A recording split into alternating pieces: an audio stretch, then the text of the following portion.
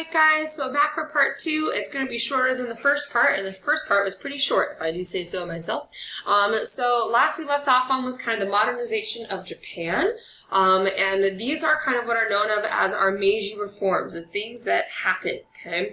The feudal system ends, things like land redistribution, meaning we're distributing land to other people, it's not just simply our elites or aristocrats, right? We have public schools, modernizing the army, building a modern navy. The emperor worship is intensified. In other words, why, what do I say? Like the way in which we worship the emperor and how important it becomes in our everyday life, it intensifies, so it becomes more important. Human rights and religious freedom is started as well, a written constitution, and a modern banking system. All of these things happen because of the Meiji restoration, revolution, whatever, okay? So the Meiji reforms really give Japan power and respect. Japanese nationalism leads to the end to Western extraterritorial rights and unequal trade treaties, because now we're going to have some other things happen. So now's the time to pause, right? And look at your critical thinking decision number 3, Japanese reforms and industrialization. And Japan's response is D, okay? By the 1890s, Japan saw itself as a modern nation that needed more raw materials. So like other industrial nations, Japan begins to go and, you guessed it, be an imperial power itself, right? Again, I told you, Japan's different, very different. So Japan looks to take Korea, but China has always laid claim to Korean land, and so, there's a war, all right?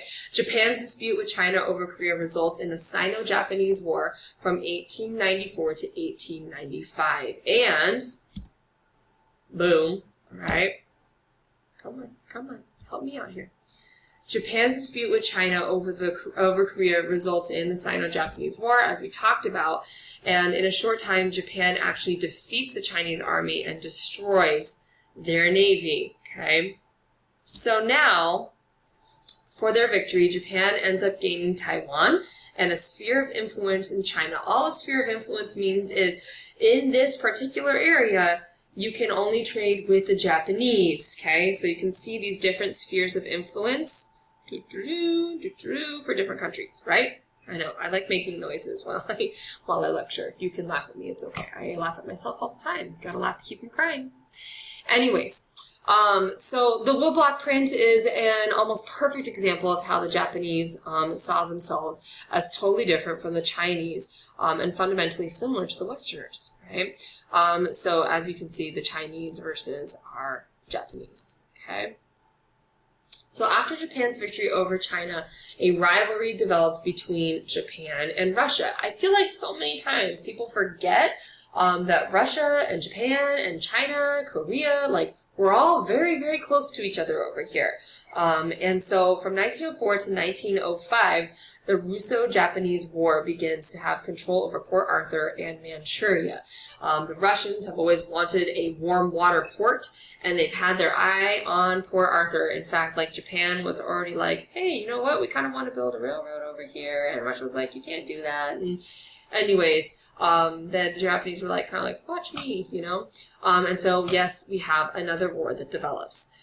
And long story short, very long story short, and this is going to lead into another lecture that we'll have later with the Russian Revolution, one of my favorites, but Japan ends up humiliating Russia, like totally takes them out. It's absolutely devastating for the Russians, okay?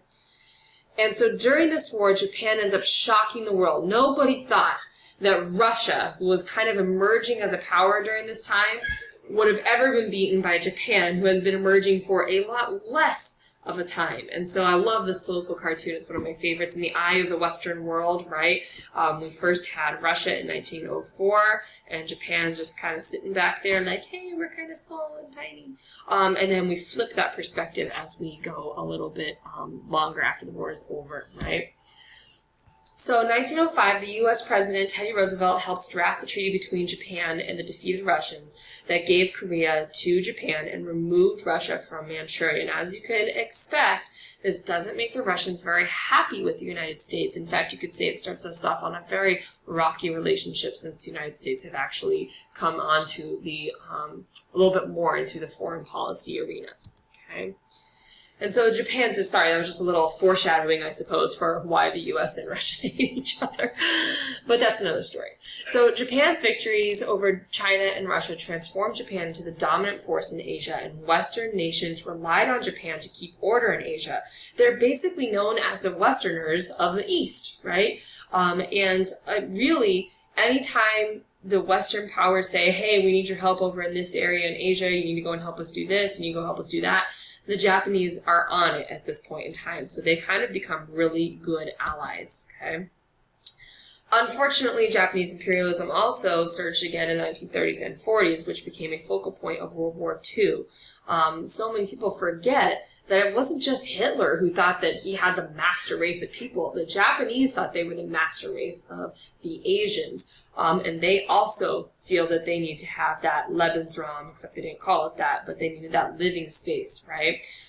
Japan ends up having about 65 million people on that tiny little island, and they decide they need to expand and need more resources and more people for their army and navy. And so that ends up being a big, a big turning point for them. But that's a little bit later, sorry, okay? That is the end. I told you it was going to be very short, a little bit of foreshadowing there. If you have any questions, let me know. Otherwise, just make sure that is all filled in and that you have at the bottom that reflection question answered. I hope you enjoyed the very short lecture on Japan, and I look forward to some more lectures with you guys. Thank you.